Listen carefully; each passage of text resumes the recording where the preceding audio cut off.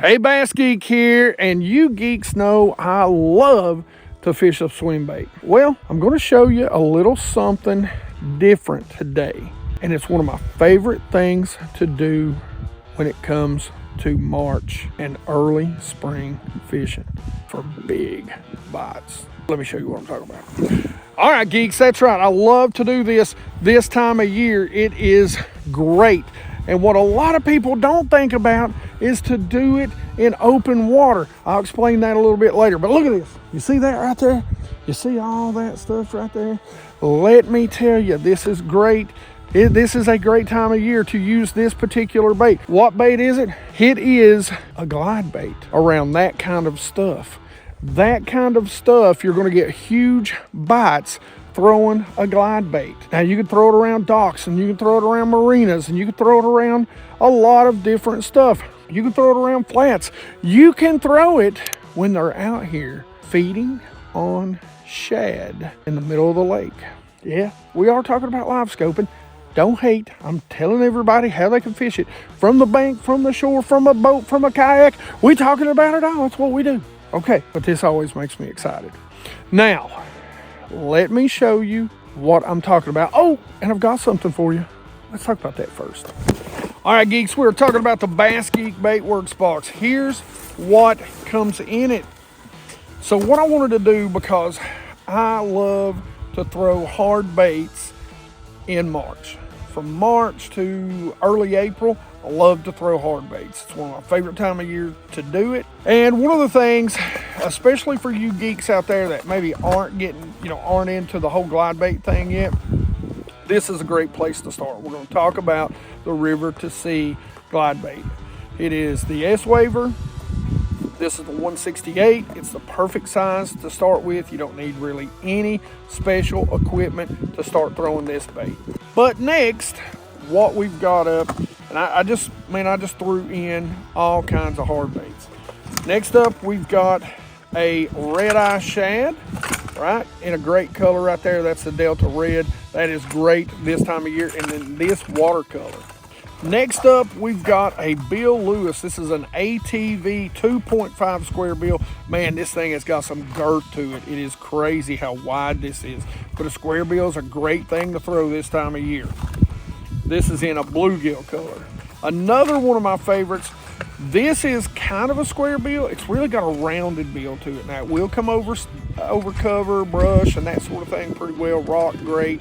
But this dives 4 to 6 feet. A little bit deeper than that square bill does, and I'm telling you, it has got an incredible hunting action on the flats, and that is a Norman Lures Speed N Junior. Last but not least, I got you a Smithwick suspending 0 to 6 foot. This 4.5 inches is a big jerk bait in the spring. There is nothing better than a suspending Rogue. Because of the body roll, you can really work it fast and get those bass that are active fired up. First, let me show you a little bit about the S-Waver. All right, let's talk about rod, reel, and line setup, guys. Love my old school BB1 Pros. Hate that they changed them. They did. I'll put a comparable reel to throw this on. This is a 6.5, I believe. 6.5 to 1, 6.4 to 1 actually. Perfect speed for this. This is my TFO Resolve Bass 7'4" heavy rod. You can see it can handle baits from 1/2 to 1.5, and I believe this is 1 5/8. So, not exactly a light bait. All right.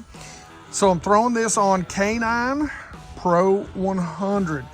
I would heavily recommend you geeks using their fluoro. Probably 17-pound test, you can get away with that pretty easily, but their fluoro is actually kind of like a copolymer, so it's got a little bit of stretch, but it's still super clear, and it's a little forgiving, so when you're learning how to cast these heavier baits, you're not going to snap them right off like you can with fluorocarbon. All right, let me show you what I like to do with these things. All right, geeks, so most of the time I do really like a little bit of clear water. Let's say 3 feet, 2 feet, that sort of stuff. Like I'll fish it in ultra clear water too, right? But this is to me, it's a shallow water bait. It'll call them up from depths. Most of the time I'm only gonna fish this down to like maybe 5 feet. That's about as deep as I'm gonna get it. So when I'm covering flatter areas, now you gotta remember in my area, there's not a whole lot of flat at all. So this is about as flat as it gets where I'm at.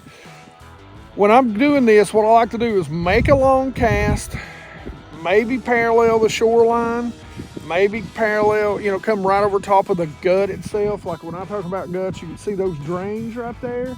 Those drains right there, I'm going to kind of work those, you know, where the water runs off and it drains right down to the middle. That's a gut. So for me, I'm going to work this right over top of those types of areas, and I'm really going to work it parallel the bank also. The other way that I like it is, truthfully, when I'm scoping out over shad, especially right now, the shad are up in 5 foot of water. It's, you know, over maybe 80 or 100. It's bluebird sky, and the bass are up feeding on. First, let's talk about this, and it's really simple. You're just gonna make a long cast.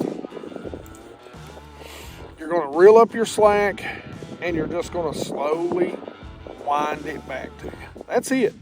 A straight, simple retrieve. Every once in a while, you can put a quick twitch in there, make that swim bait turn about a 180, and then you're going to slowly start retrieving it again. A good, wide glide. Now, I do love these S-Wavers more around some sort of cover, but we'll talk about that next. Now, hook set, guys, you're going to set the hook just a good side, maybe a 45. You don't want to set it up. You don't want those bass coming to the surface. I recommend kind of a side set, hit them, and then reel down. When you're bringing them in on these, they're treble hooks. Don't play them, don't fight them. Fill their mouth full of water, boat hop them into the boat, get them in. That's all that matters, all right? Because most of the time when they hit this, if they're smaller fish, you know, it's going to be all over the outside of their face, maybe one inside. If it's a bigger fish, you don't want them to have the leverage that this bait is going to give you to throw it. Fill their mouth full of water, get them in the boat. Any sort of cover. Now on my lakes, some of the lakes don't have a lot of docks, but what they do have is things like this right here behind me.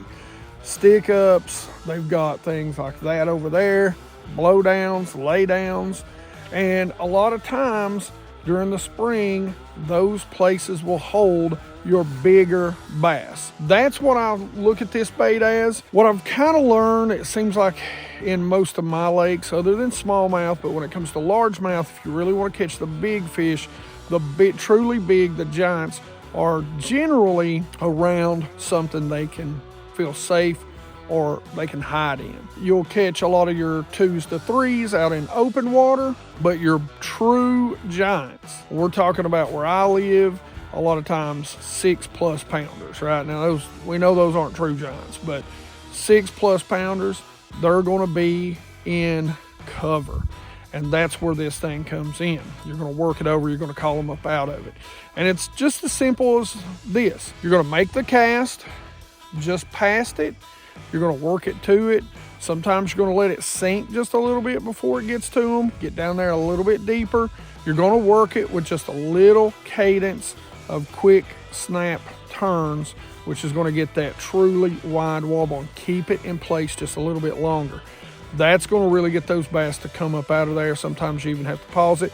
Now, if they start following, you wanna give it that quick snap to get it to turn around, look at them in the face. A lot of times that'll get them to bite it. Sometimes it'll be just a straight good retrieve. You know, sometimes they're just not gonna bite it. It's just how it works. Now, to set the hook, it's gonna be the same thing. You're gonna side set, and you're gonna reel down, you're gonna fill their mouth full of water, and you're gonna hop them in the boat, man. Don't fight them. It's too much for those treble hooks. When they get up swinging their head, especially if you get a hold of a big one, they're gonna end up throwing that bait. And guys, that's it. That's really the extent of my knowledge when it comes to working these things. I like these around cover 90% of the time. A good grass flat, they're incredible around. These are not what I call true wide glides, so they're good around cover. But all that being said, listen, how are you going to enter the box giveaway? Hey, it's just this simple. Hashtag glide. That's all you got to put in there, hashtag glide, and you'll be entered to win the March BassGeek box. We're actually catching up this time, can't believe that. But as always, questions and comments in the comment section below. You geeks know I love to talk fishing with you. Hashtag glide to win this box. Like it if you like it. Don't forget to subscribe. Make sure you ring that bell so you get the notifications when these videos come out. Join that 100% Watch Squad, man. 100% Watch Squad, you cats are killing it right now. Taking this channel to new heights all the time. It's free. All you have to do, watch every video when it comes out from start to finish, 100% Watch Squad. And as always, you geeks rock.